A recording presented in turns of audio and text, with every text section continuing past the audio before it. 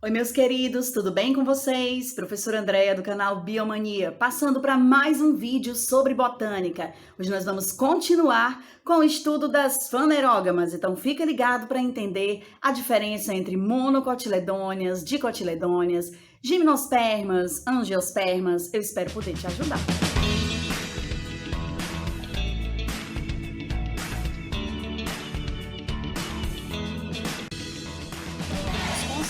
Nos dois últimos grupos, gimnospermas e angiospermas, que pertencem genericamente ao grupo das fanerógamas. Esse termo, gente, já está meio obsoleto, mas ele foi criado por Linneu e vem do grego significando faneros, visível, mais gama, união, ou seja, união visível.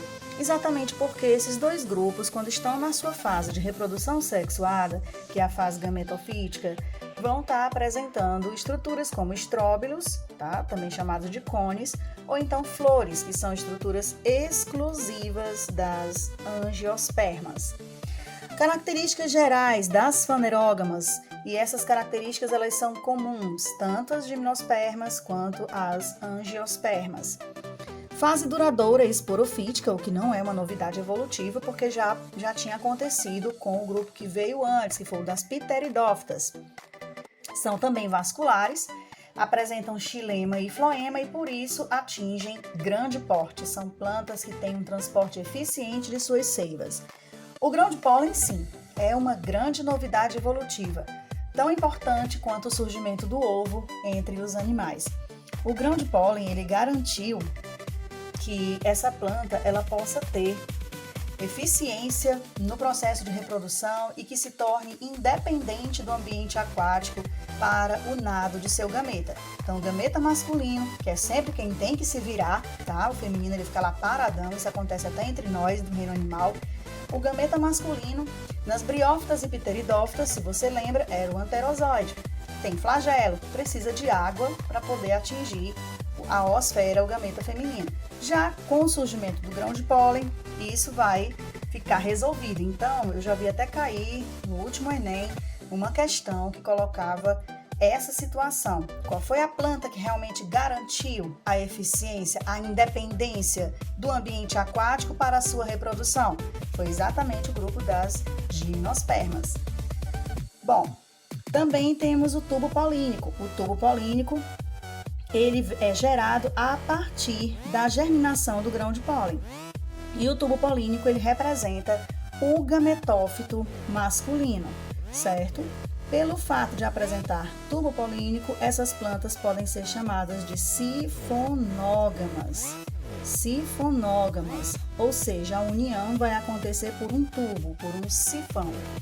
As sementes também representam uma grande novidade evolutiva, porque a partir de agora, os embriões ficarão resguardados, protegidos, tá? Com estruturas que vão servir para que ele espere, que ele aguarde o momento realmente de germinar, tá? As condições ambientais adequadas, que seria a água, os nutrientes e a luz solar. Então, pelo fato de apresentarem sementes, nós chamaremos de espermatófitas. Esperma significa semente, espermatófitas porque são plantas com sementes, ou espermáfitas. Bom, partindo desse termo esperma, a gente vem para cá, para a etimologia dos nomes, angiosperma e gimnosperma. Então, esperma, semente, né? E angio significa urna. Enquanto que aqui esperma, semente e gimno significa nua. Por que a semente é nua na gimnosperma? Exatamente porque a roupa da semente é o fruto. Então, como a gimnosperma não apresenta fruto, certo? Ela vai ser considerada semente nua.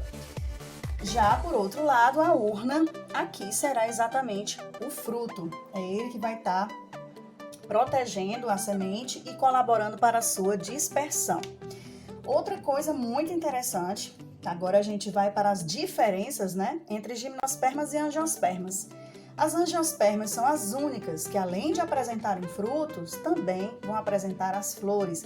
Aliás, sem flores não existem os frutos, porque eles são provenientes do desenvolvimento do ovário, após essa flor passar pelo processo de polinização e de fecundação. A fecundação é outro diferencial. Na gimnosperma ocorre uma fecundação simples, enquanto na angiosperma destaca-se a fecundação dupla. Qual é a diferença da fecundação simples para a fecundação dupla? É que na fecundação dupla vai se formar um endosperma triploide. Esse endosperma, ele colabora para a nutrição, porque ele passa nutrientes, recolhe nutrientes da planta mãe, passa nutrientes depois, que armazena para os cotilédones, tá certo? Por isso, a classificação monocotiledônia, dicotiledônia, nós só encontraremos nas angiospermas. O endosperma, ele também pode receber o nome de albúmen. Bom, a polinização é outra coisa, comparando os endospermas, enquanto aqui na angiosperma é triploide, esqueci desse detalhe, na gimnosperma é um endosperma haploide, porque ele não é proveniente de fecundação, ele vem dos tecidos maternos, tá certo? Onde está lá localizada a oosfera. A polinização da gimnosperma é uma polinização anemófila, ou seja, é uma polinização que depende do vento. Então, uma gimnosperma ela tem que produzir um grão de pólen capaz de ser carregado pelo vento, bem leve. Na verdade, ele tem uma adaptação, porque ele é alado. O grão de pólen ele vai estar aqui, ele tem umas duas bolsinhas assim, onde concentra ar para poder ser transportadas pelo vento. Já nas angiospermas, a polinização ela é bem variada. Depende muito da propaganda da flor. Se a flor quiser atrair, por exemplo, pássaros, ela vai colocar bastante grão de pólen e ela vai ter uma coloração bem chamativa, mas ela não vai perder, ela não vai dispensar energia produzindo odores, porque os pássaros não dependem desses odores para se sentir atraídos pelas flores, então ela não vai usar perfumes. Ornitófila é a polinização que acontece por pássaros, certo? A anemófila repete aqui, vento. No caso, como as flores das angiospermas vão possuir os estames mais alongados com grão de pólen, então isso ocorre muito, essa polinização pelo vento, naquelas flores que tem grande quantidade de estames bem longos e muito grão de pólen. É só disso que o vento precisa, tá? Porque quando ele vem, ele arrasta tudo, basta que a planta tenha muito grão de pólen para atirar para todos os lados. A polinização entomófila é a que acontece por insetos, abelhas, borboletas, besourinhos. E esses insetos, eles vão precisar de todas as propagandas possíveis. Então a planta vai fazer igual o Steven Spielberg, luz, câmera, ação. Todas as propagandas possíveis e imagináveis para chamar a atenção dos insetos. E quiropterófila é a polinização que ocorre pelos morcegos. Quem pensa aí que morcego é tudo vampiro, que morcego é do mal, tá, gente? Tá muito enganado. Esses animaizinhos aí colaboram muito para as florestas, colaboram muito com a polinização e também com a dispersão das sementes. As angiospermas são, portanto, as plantas que apresentam a semente protegida em uma urna. Então, isso é a etimologia da palavra. Quem que é a urna? A urna, gente, vai ser exatamente o que nós vamos chamar de fruto, com todas as suas estruturas, A casca, que é o epicarpo, o mesocarpo, que muitas vezes é a região suculenta, e o endocarpo, que é a região mais interna. A classificação básica vai ser monocotiledônia e dicotiledônia. Monocotiledônia porque vai apresentar apenas um cotilédone e dicotiledônia por apresentar dois cotilédones.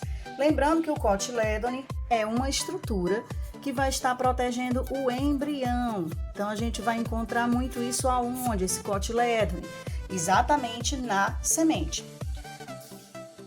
As monocotiledôneas, elas vão apresentar características bem especiais, características bem peculiares. Um exemplo de monocotiledônia é o milho.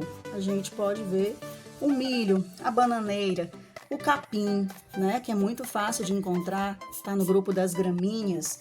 A monocotiledônia, ela vai apresentar germinação hipógea, porque hipo quer dizer abaixo, certo? E gea de geografia quer dizer terra. Então, se você pegar um grãozinho de milho e você plantar, você vai ver que a folhinha, ela vai sair, mas o grãozinho de milho vai ficar abaixo da terra, ele não vai acompanhar a folhinha, ele não vai surgir de dentro da terra, então vai se manter abaixo da terra os cotilédones, certo? No caso, o cotilédone, porque é monocotiledônia. O que quer dizer albuminada? Por que a monocotiledônia é albuminada? Exatamente por apresentar o endosperma. O endosperma é aquela estrutura que vai surgir na segunda fecundação, quando o núcleo espermático se funde aos núcleos polares, aos glóbulos polares, dentro do ovário, certo? Por que a monocotiledônia precisa ter o endosperma, que no caso aqui é o endosperma triploide? Por que a monocotiledônia utiliza o endosperma? Porque ela só tem um cotilédone, então para reforçar a sua nutrição, ela vai se combinar com o endosperma. Isso não vai acontecer na dicotiledônia. As folhas são como essas, ó. É uma folha alongada. As nervuras são nervuras paralelas, certo? Essa daqui até tem um eixo, a gente percebe que ela tem uma região assim central, mas o interessante aqui é que ela é alongada, então a folha, ela vai ter nervuras paralelas. Nós chamaremos de paralelinérvias, certo? E o que passa dentro das nervuras? Xilema e floema, lembremos disso, xilema e floema. Aqui nós temos uma outra plantinha, um outro exemplo de monocotiledônia. Essa daqui é chamada de Tradescantia roxa ou trapoeraba. É uma plantinha que vai ter brácteas, são flores que, na verdade, as brácteas são folhas modificadas para poder proteger as flores. E em outro momento a gente vai estar estudando só essa plantinha aqui, tá certo? Bom, as flores das monocotiledôneas, elas são flores com 3 pétalas ou com 6 pétalas. O interessante é que seja múltiplo de 3. 3, 6, 9, 12, não importa. Ela, na verdade, ela vai estar baseada no múltiplo de 3. Então, nós dizemos que as flores das monocotiledôneas são trímeras. As raízes, elas seguem o mesmo padrão das folhas. É uma raiz que vai ter também perdido o seu eixo, é como se ela tivesse abortado a raiz principal, e todas vão ter o mesmo tamanho e vão estar também nessa posição paralela. Raiz de monocotiledônia, nós chamaremos de raiz fasciculada ou raiz em cabeleira, certo? Então, por isso aí, ó, você aprendendo essa parte aqui, conseguindo reconhecer algumas monocotiledôneas, com certeza você vai se garantir nesse assunto. As dicotiledôneas, elas apresentam 2 cotilédones. A germinação vai ser diferente da monocotiledônia. Vai ser uma germinação que nós chamaremos de epígea. Se você pegar um grãozinho de feijão, você vê que o grãozinho de feijão ele se abre em 2 bandinhas, tá? Isso não vai acontecer com o grãozinho de milho, porque cada bandinha é um cotilédone. Então, aqui tem um cotilédone, aqui tem outro cotilédone, ela vai ter 2 cotilédones, por isso dicotiledônia. Se você planta um grãozinho de feijão, o grãozinho de feijão, ele vai, tá aqui a terra, você colocou o grãozinho lá. Quando ele germina, ele arrasta, ele traz as suas 2 folhinhas, mas ele arrasta, né, aquele grãozinho que estava lá abaixo da terra. Por isso, epi significa sobre. Então, a germinação aqui vai ser uma germinação epígea, ok? Exalbuminada. Lembra que a monocotiledônia é albuminada? Por que a monocotiledônia é albuminada? Porque ela tem albúmen. É o que, na verdade, a gente chama de endosperma. Relembrando que a gente acabou de ver, Mas a dicotiledônia não precisa do albúmen. Por quê? Porque ela já tem 2 cotilédones. A monocotiledônia utiliza o albúmen para complementar a sua nutrição, a nutrição que é importante para manter a vida do embrião. A sementinha pode ser comparada a um ovo, né, gente? Enquanto o bichinho está lá dentro do ovo, seja uma cobra, seja um sapinho, seja o que for, um pintinho, um pássaro, né? Esse animalzinho, ele vai estar recebendo nutrição dentro do ovo, porque o ovo, ele tá independente da mãe, tá separado da mãe. Então, a semente, ela funciona mais ou menos como um ovo. Vai ser importante para proteger esse embrião até que ele esteja preparado para germinar. Dependendo da semente, da quantidade de nutrientes, também ainda tem o processo de dormência, que ele é regulado pelos hormônios vegetais, certo? Então, esses hormônios, isso aí já seria uma outra aula, a aula só sobre hormônios vegetais é um outro assunto, tá? Ok? Então, germinação epígea, exalbuminada, porque não tem endosperma. E as folhas, como é que seriam as folhas? A folha, ela já vai ser como essa que a gente tem aqui.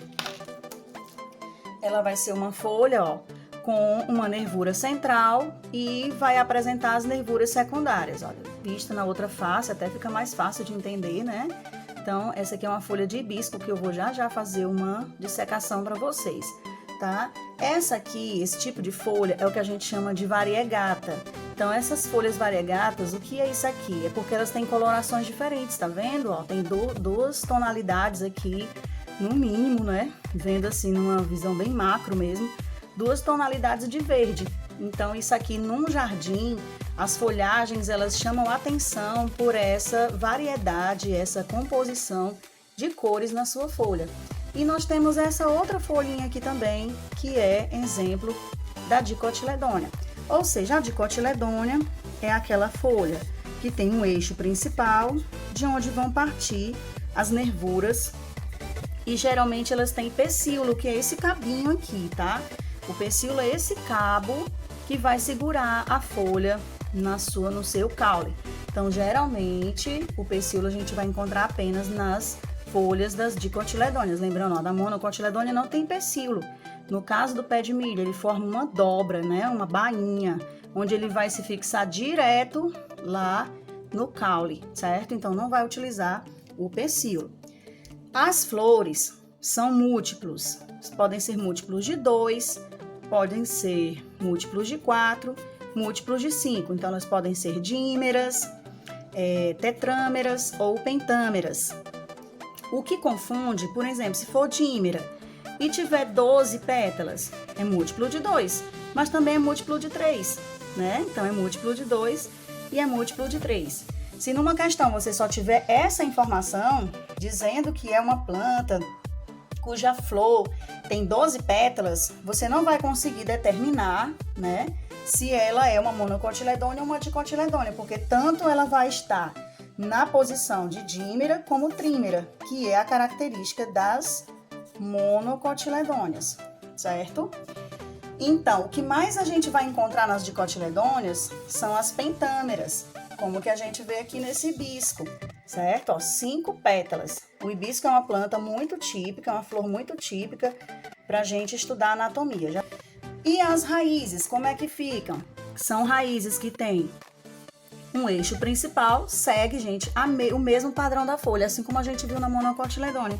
Um eixo principal e raízes que vão partir dessa raiz principal. Raízes secundárias que vão partir dessa raiz principal, certo?